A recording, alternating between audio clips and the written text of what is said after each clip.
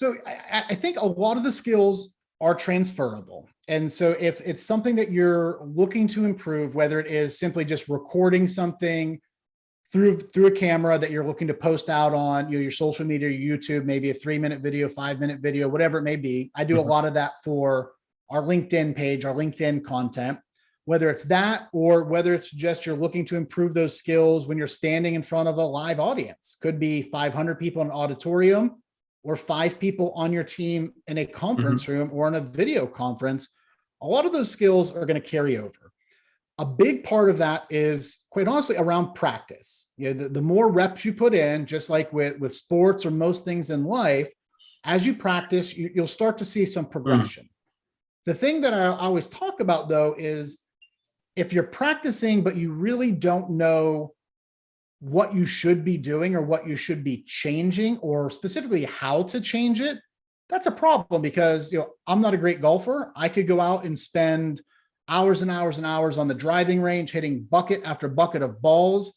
I'm still going to be shanking them all over the place because I don't have a coach there. I've never gone and taken lessons. So I don't necessarily know, turn the club face, keep the arm straight, shift. I don't necessarily know what's wrong with my swing.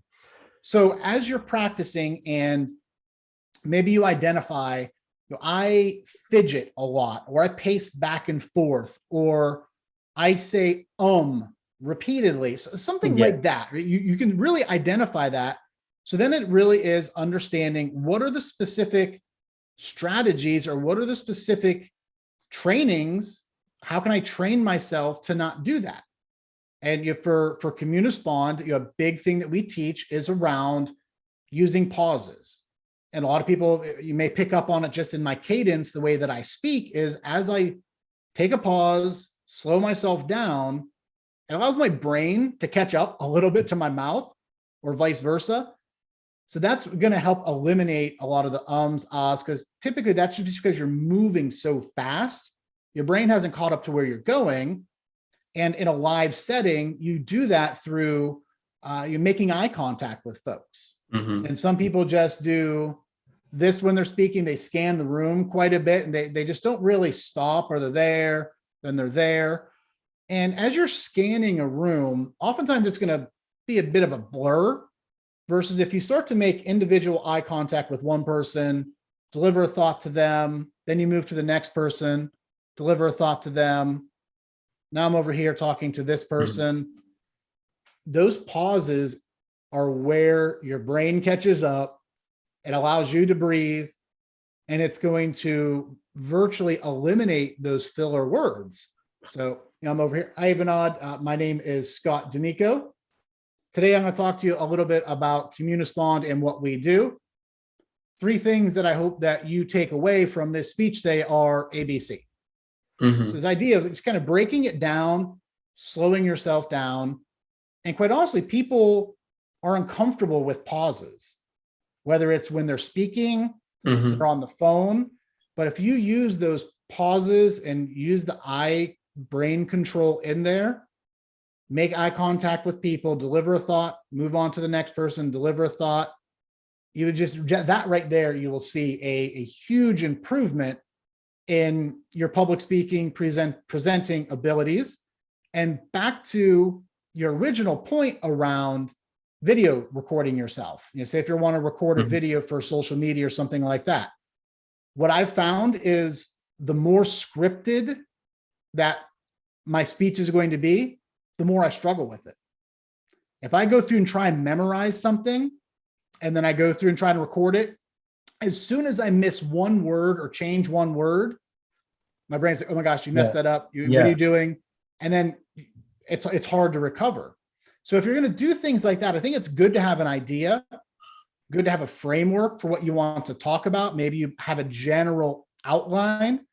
And then if you go through and do it and you use the power of the pause, you may not know exactly what's coming next, but if you just take a second to pause, it'll pop in there, then you move on. So that would be the biggest thing is practice.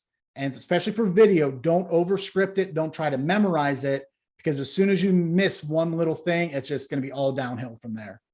I have written about 161 articles on medium.com. It will be very hard to mix the expression with what I'm reading. I think with it, one, you definitely, when you're recording for social media, you have the power of editing. So you're able to splice together some takes that came out solid. What I would think about would be, how do we take this article? I would just try to boil it down to the 3 or 4 things that I want the audience to know from this article that I wrote. Maybe it is about goal setting. Here are the 3 most important things when it comes to goal setting. Once you kind of identify, here's what I want the audience to take away from it, boil it down to 3 or 4 things that are manageable. And quite honestly, you can have, notes in front of you. I have some notes that I jotted down for our conversation today, where I can quickly glance.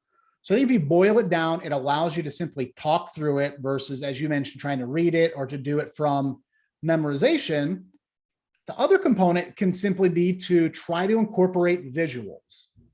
So if you were to have over your shoulder, maybe it is like an image or even hanging on your wall behind you with the 3 or 4 things that you're going to want to talk about, we teach strategies for how do you use your visual without talking to the visual. And I'm sure a lot of, you've probably seen this before. A lot of people listening have seen this, where somebody's presenting and they're turning around and they're just talking to the screen the entire time. And then they turn back as they're trailing off and finishing their sentence. So we teach this idea of what you want to look, come back in silence, and then talk about that point. Then you can go back, find point number 2, come back, tell us what point number 2 is. So it's okay to leverage visuals. You just want to make sure that you're not talking to those visuals. So it simply could be something on the wall behind you, or it could be a graphic that you are popping up in your video.